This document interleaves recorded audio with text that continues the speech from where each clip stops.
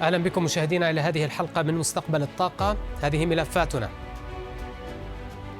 14 مليون سيارة كهربائية جديدة تباع هذا العام، لكن أكبر صانع للسيارات في العالم يدعو إلى التمهل.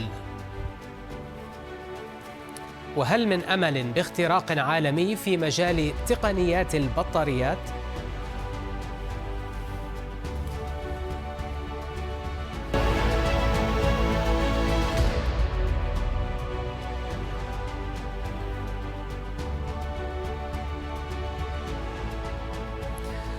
العالم ليس فيه موارد كافية للتحول إلى السيارات الكهربائية بالكامل. التحذير الصادم هذا أتى من عالم في شركة تويوتا، أكبر صانع للسيارات في العالم، جيل برات، وهو الرئيس التنفيذي لمؤسسة تويوتا للأبحاث. يقول إن العالم لن يتوفر فيه لسنوات عديدة مقبلة ما يكفي من المواد لصناعة البطاريات والقطع الأخرى للسيارات الكهربائية. يأتي هذا التحذير فيما تجاوزت المبيعات العالمية للسيارات الكهربائية للمرة الأولى عتبة 10 ملايين سيارة العام الماضي. 10 ملايين سيارة، لترتفع حصة السيارات الكهربائية من إجمالي مبيعات السيارات إلى 14%، وهذا يقارن ب9% في عام 2021 و5% في عام 2020. وقد تصدرت الصين مجددا تلك المبيعات لتستحوذ على نحو 60% من الإجمالي، حيث نجد أكثر من نصف عدد السيارات الكهربائية في العالم تسير اليوم على الطرقات الصينية. وبحسب توقعات وكالة الطاقة الدولية، فإن المبيعات العالمية للسيارات الكهربائية ستصل هذا العام إلى 14 مليون سيارة، ما سيمثل نحو 18% من إجمالي مبيعات السيارات في العالم. ولكن خارج الأسواق الرئيسية الثلاث، الصين والولايات المتحدة والاتحاد الأوروبي، نجد بأن وتيرة الاختراق تبقى منخفضة في الدول النامية. فمثلا مثلت السيارات الكهربائية في السوق الهندية العام الماضي كنسبة من إجمالي مبيعاتها للسيارات نحو 1.5% فقط. أمر لافت آخر هو أن خيار المستهلك ما زال يتجه نحو السيارات كبيرة الحجم والرياضية متعددة الأغراض الSUV، حيث أن أكثر من 60% من طرازات السيارات الكهربائية العاملة على البطارية والمعروضة للبيع اليوم في الصين وأوروبا والولايات المتحدة هي من سيارات الSUV. المشكلة أن حجم البطاريات المطلوب لتشغيل هكذا نوع من السيارات يضاهي ما يصل إلى 3 مرات حجم بطاريات السيارات الصغيرة، وهذا يحتاج إلى كميات أكبر من المعادن الضرورية لإنتاج تلك البطاريات. وهذا الطلب على البطاريات شكل نسب معتبرة من الطلب العالمي على عدد من المعادن الحرجة، فقد شكل نحو 60% من إجمالي الطلب العالمي على الليثيوم، ونحو 30% على الكوبالت، و10% من النيكل، في حين أن تلك النسب قبل 5 سنوات كانت كالتالي: 15% و10% و2%. لذا فمن الضروري لاستدامة سلاسل الإمدادات أن يتم خفض الاعتماد على تلك المعادن الحرجة قدر الإمكان. وبالرغم من أن هناك جهود غربية حثيثة لتوسعة سلاسل الإمداد تلك، إلا أن قدرات الإنتاج ما زالت مركزة جغرافياً في الصين. وتظهر مركزية الدور الصيني أنه في العام الماضي 35% من إجمالي صادرات السيارات الكهربائية في العالم جاءت من الصين، وهذا بعد تسجيلها نسبة 25% في العام الأسبق. تحدي آخر يواجه السيارات الكهربائية هو أن معظم الشحن الكهربائي اليوم يتم في المنزل في نقاط شحن خاصة، ولكن من اللازم أن يتم توسعة شبكات الشحن ليصبح الشحن بنفس سهولة ووفرة محطات الوقود اليوم. العام الماضي تم إضافة 900 ألف نقطة شحن عامة في العالم، ليرتفع عددها إلى 2.7 مليون نقطة شحن، وهي زيادة سنوية تلامس 55%. لكن المشكلة بأن ثلثي عدد نقاط الشحن الجديدة هذه العام الماضي ما زالت نقاط شحن بطيئة، وليست سريعة، في حين أن نقاط الشحن السريع هي ما يحتاجه الناس لقيادة السيارات الكهربائية لمسافات أطول من دون أن يراودهم القلق حيال المسافة القادرين على قطعها. هذا القلق بدوره يعتبر أيضاً أحد أهم معوقات تبني السيارات الكهربائية.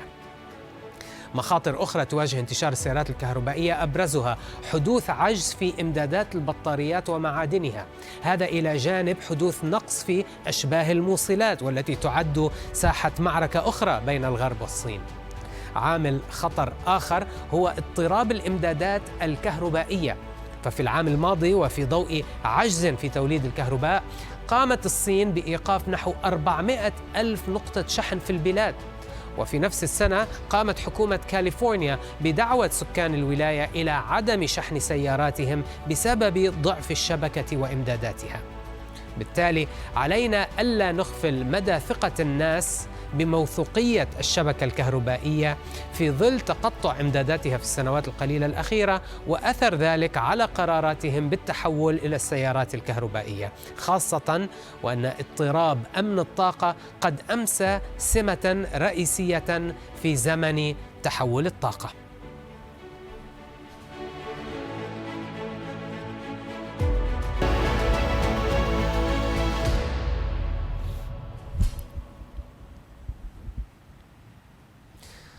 عندما نتحدث عن معدلات اختراق السيارات الكهربائية يكون الحديث غالباً عن الأسواق المتقدمة مثل الصين والولايات المتحدة والاتحاد الأوروبي، ولكن ماذا عن الأسواق الناشئة؟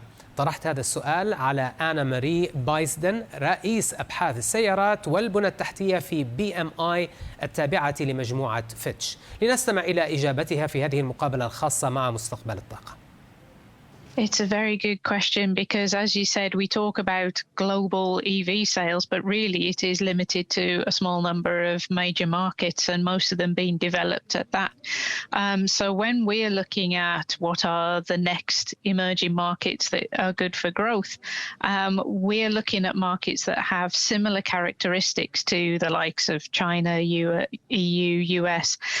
So we're looking for those markets that have good coordinated supportive policy in terms of supporting EVs. And what we see when we look at the different markets that we cover is that there are different ways of doing that and different ways of and different priorities as well for different markets. So we're forecasting 30% growth for the next 2 years in Latin America in terms of EV sales. And the way they are addressing it is through public transport. So not everyone in these markets can afford EVs themselves. So there is a coordinated plan across a number of countries in that region for electric buses. So that's the way they're approaching it. If we look at Southeast Asia, because I think when we talk about Asia, people automatically think about China, South Korea. But if we look at Southeast Asia, Thailand is already a strong automotive producing market. The government has a good track record of targeting specific vehicle segments with investment in order to help them grow. And it's now doing that with electric vehicles and then providing incentives for consumers to buy those locally produced vehicles. Then if we look at Middle East and North Africa, it's different again because you don't have as many manufacturing countries in the region, but you have diversification efforts and smart city projects in markets like Dubai and Saudi Arabia, which is going to drive demand for electric vehicles. Egypt has a national plan to support production of an electric vehicle and also incentivize consumers to buy locally produced vehicles. So we're starting to see standout markets in different regions. And actually something just today that I was told by a colleague in South Africa is that Ethiopia, which doesn't have very high levels of car ownership at all, is making electric vehicles much cheaper to import than other vehicles so that people will skip ahead straight to electric vehicles, very much like people did with cell phones. You know, they skipped having a landline altogether and went straight to having a cell phone. And that's what we're seeing with electric vehicles. So for emerging markets, it seems to be very different approaches to how they're being supported. ولكن بالرغم من النمو القوي المتوقع في مبيعات السيارات الكهربائية عالميا، إلا أن نسب الاختراق ستبقى منخفضة. ما هي أبرز التحديات آنا ماري التي تواجه سوق السيارات الكهربائية عالميا؟ So there are a number of barriers to adoption. Some depend on the market, some are universal. So particularly when we're looking at emerging markets, as we were just talking about, affordability is a big issue. You know, you have some countries where consumers just don't have the level of income required to afford these models. And particularly at the moment, you know, we have a period of high interest rates, high inflation. People are thinking more about their day-to-day living costs than buying new cars. So that's one problem. And also if it's a market where the government doesn't have the fiscal strength to provide incentives and other forms of support, they can't help out. Another major barrier is the infrastructure. And firstly, we're talking about the actual charging points, having enough of them to alleviate some of that range anxiety, but also the power supply. You know, are you in a country where the power supply is stable enough to be able to charge? You know, again, thinking about my colleagues in South Africa, they have rolling blackouts. That's not helpful if you need to charge an electric vehicle. And then I think another factor is just helping consumers to understand how this can become part of their day-to-day. You know, if you're very much used to just going to a gas station and filling up, suddenly you have to think about how you can fit charging into your schedule. So there are a number of different barriers, but they seem to be the main ones. القرارات الأخيرة لتطوير سلاسل إمداد محلية لبطاريات السيارات الكهربائية في كل من الولايات المتحدة وأوروبا ستسمح لصناعة السيارات لنوعا ما بالحد بشكل تدريجي من مخاطر سلاسل الإمداد، ولكن هذا بكل تأكيد سيأتي على حساب ارتفاع الكلفة على المدى القصير والمتوسط. هل تتفقين مع هذا التحليل؟ Absolutely. These localized plants, as you said, they avoid a number of issues in terms of getting parts to market, but you're not going to benefit from the lower costs that the mostly Asian, mostly Chinese battery plants benefited from in terms of labor costs, in terms of the economies of scale, because we were just relying on a certain number of producers. And so they had massive scale to also benefit from. And I think another thing to bear in mind is it depends how much of the battery supply chain you localize, because even if you find supplies of the metals and minerals that are relatively close to you and you have the battery manufacturing in market or in the region, at the moment there's still a really big proportion. I think we're talking over 90% of the refining of metals and minerals for batteries is still done in China. Yeah. Yeah, so you're still going to have the costs of shipping around various parts of batteries at different parts of the process if that isn't addressed as well. And we've seen some moves to bring the refining part more local as well. But at the moment, that's still going to hold things up and add to those costs as well. So we think, you know, we're seeing a lot of investment into batteries, and that should help in terms of economies of scale, but it's still going to be a few years before we start to see it really paying off. قانون خفض التضخم في الولايات المتحدة IRA يضم أجزاء معنية بتحفيز صناعة السيارات الكهربائية وبطارياتها، ولكن بعض المختصين يرون أن هذا القانون قد يؤثر بشكل سلبي على مبيعات السيارات الكهربائية في أمريكا على المدى القصير، لأن عدد الطرازات المشمولة بالتحفيزات الجديدة قد انخفض، كما أن عدد الناس المؤهلين لشراء السيارات الكهربائية المدعومة قد انخفض هو الآخر في القانون الجديد. ما هي هذه التعديلات المحدثة في القانون وكيف سيؤثر على مبيعات السيارات الكهربائية برأيك؟ Yes, so this is actually a view we share that some of these provisions will have a negative impact on sales. And it boils down mostly to the local content rules. So from 2023, 50% of the battery components have to be local, which is in the US or markets that have free trade agreements with the US. And so from this year, we've seen that a lot of models are no longer eligible for the tax credits. And so, that puts them at a real competitive disadvantage. From 2024, that local content will increase again to 60%. So, we were just talking about localizing the battery supply chain, and the fact that that could take a few more years to be fully active. So we may see even more models becoming eligible next year. So basically, we're at a really uncertain time, I think, for consumers, in that unless they're really keeping up with the local content of the cars they want to buy, they don't know which models are eligible at which time until they start doing research into that.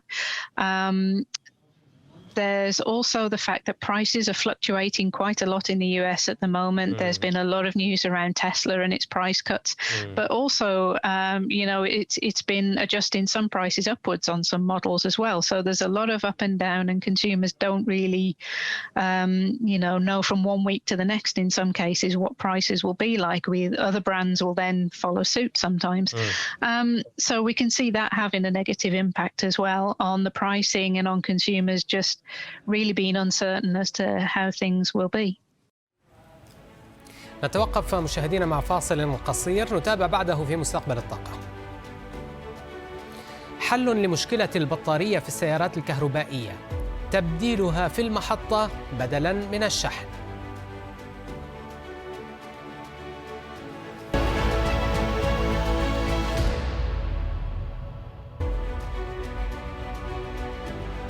أهلا بكم من جديد إلى مستقبل الطاقة. المعضلة الأكبر في عالم السيارات الكهربائية تبقى البطارية، لكن هناك عدة حلول حدثتنا عنها آن ماري بايزدن، رئيسة أبحاث السيارات والبنية التحتية في BMI التابعة لمجموعة فيتش، في الجزء الثاني من مقابلتها مع مستقبل الطاقة. Yes, so we know in the background a lot of manufacturers have been working on solid-state batteries, which are seen as being a really positive alternative in the fact that they'll be more stable and safer, because we have had issues with car fires with electric cars. But actually, in terms of something ready to come to market that will make a real difference, the BYD Seagull, which is their budget city car, uses sodium-ion batteries instead of lithium-ion. And that has a number of benefits. It's very good in terms of energy density. It's on a par with the LFP, the lithium iron phosphate battery, in terms of energy density. But sodium is much more abundant than lithium. So there aren't as many concerns over supplies, over having enough supplies. It's also positive in terms of cost. And, that's why they can start this off at a price of $11,000. And that's going to have a real positive impact in terms of bringing more people into the EV market with more affordable models, as we talked about affordability being an issue earlier. أنا ماري، ذكرت سابقا القلق من طول المسافة التي يمكن للسيارة الكهربائية أن تقطعها من خلال شحنة كهربائية واحدة، لطالما كان هذا أحد أبرز الأسباب التي تشكل عائقا أمام المشتري المحتمل. أين وصلت طول هذه المسافة اليوم؟ It's actually much better than if you look back to the first Nissan Leafs, for example, that were on the market. You were getting maybe 100 miles maximum. Now the average is around 200 miles, which is around 320 kilometers. Some of the furthest ones will be 300 miles.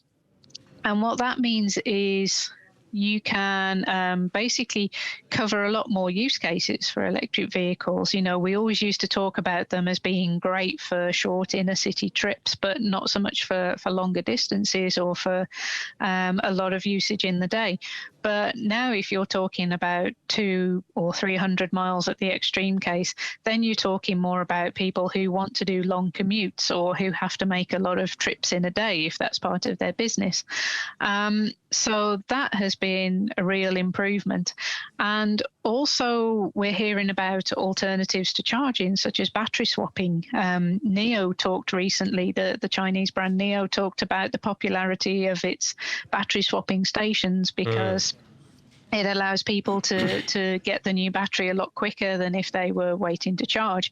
So that's also another alternative that's addressing range anxiety. But in terms of the batteries themselves, we have so much more variety in terms of the battery chemistries, battery sizes, and it means you can really choose something that meets your use case. في ضوء التوقعات بتسارع نمو مبيعات السيارات الكهربائية، هل قدرات التعدين وتصنيع البطاريات قادرة على اللحاق بهذا الطلب في رأيك؟ In terms of the battery capacity, I would say we have fewer concerns. As I mentioned earlier, we've seen billions of euros and dollars being invested into battery manufacturing. And that's not just by the battery manufacturers that have traditionally been in the space, but also car makers themselves getting more involved in the battery supply chain. And the thing about them being involved is they know how many they need. So they're working towards their own targets. And in some cases, there are automakers that are looking to supply other companies as well. So they've built that into the intended capacity of these factories. So we wouldn't be so worried about the battery capacity side of things, but certainly on the metals and minerals side, we work very, very closely with our metals and mining analysts using their forecasts for production and looking at reserves. And for nickel in particular, they're saying over the short to medium term, not so much of a problem. From around 2028, though, they expect to see the market going into deficit. So that's where we could see problems because there are still battery chemistries that are quite popular that are high in nickel, particularly for more premium models. So that would be something to look out for on that side. Lithium, they expect to see ongoing exploration activity supporting production there. So, we hear about there are concerns about lithium, but at the same time, that is generating exploration.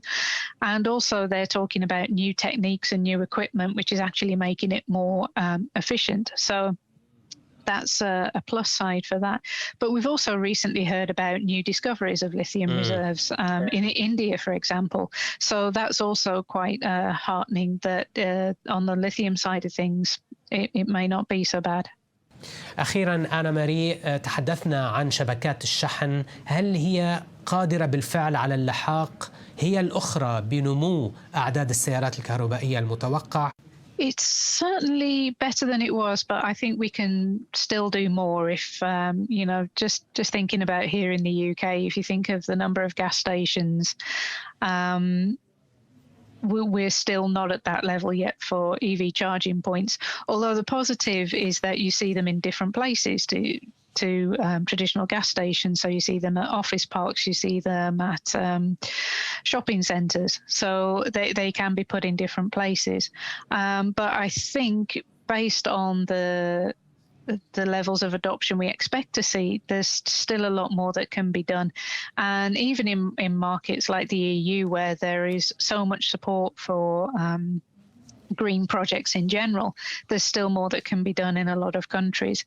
And one of the issues there is we've always talked about this question of who's responsible. Is it the car makers? Is it utilities? Is it the governments? So you really need someone to lead in terms of deciding who's going to do it. And sometimes, and particularly in developed markets, we see a mixture. We see some charging points that are operated by car makers, some that are by utilities. And I think the utilities are getting more and more involved as they see that this could have knock-on effects for the grid, particularly if electric vehicles can start feeding back to the grid as well. And oil companies as well, the oil companies that own some of these gas stations are also getting involved. So that's a positive, but I think there's still a lot more to do. بهذا مشاهدينا نصل إلى ختام هذه الحلقة من مستقبل الطاقة. نلقاكم في نفس الموعد الأسبوع المقبل. إلى اللقاء.